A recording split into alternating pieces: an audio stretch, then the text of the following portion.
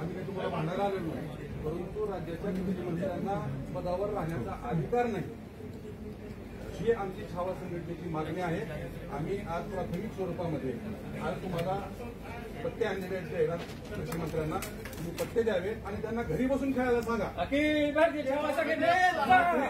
सांगा विधानसभागृह हे शेतकऱ्यांचं, राज्यातल्या कष्टकऱ्यांचं आणि त्या ठिकाणच्या राज्यातल्या जनतेसाठी कायदा तयार करणारं सभागृह आहे। त्या ठिकाणी सर्वसामान्यांचे प्रश्न मांडावे, सर्वसामान्य न्याय दिला पाहिजे। त्या ठिकाणी पत्ते खेळायची जागा नाही ती। आपल्या पक्षाचे ते आमदार आहेत, तुम्ही त्यांना मंत्री केलंय, त्या मंत्र्याला अजिबात पदावर ठेवू नका। आपल्या पक्षाची प्रतिमा मलिन होत आहे त्या व्यक्तीमुळे, आमचं ही म्हणणं आहे। पण जे म्हटले ना ते निवेदन आमचं, आणि तुम्ही तात्काळ त्याच्यावरती कारवाई। नाही बरोबर आहे, तुम्ही थांबा ना, घेतो ना मी निवेदन। आपण निवेदन स्वीकारून त्यांना तात्काळ कारवाई करावी। धन्यवाद। आणि घोषणाबाजी देखील केली तुम्ही? नाही, आम्ही तटकरे साहेबांच्या अंगावर पत्ते फेकलेच नाही।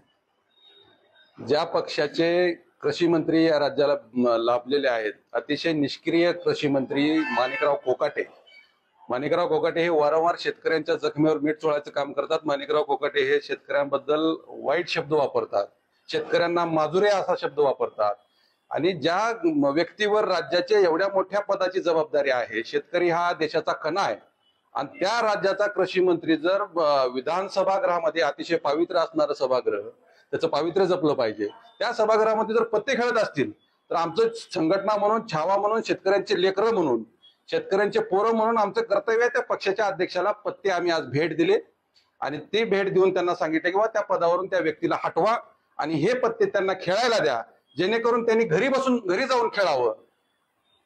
नाहीतर छावा संघटना जर अशा पद्धतीने चुकीच्या पद्धतीने वागणाऱ्या व्यक्तीच्या विरोधात आवाज उठवल्याशिवाय राहणार नाही।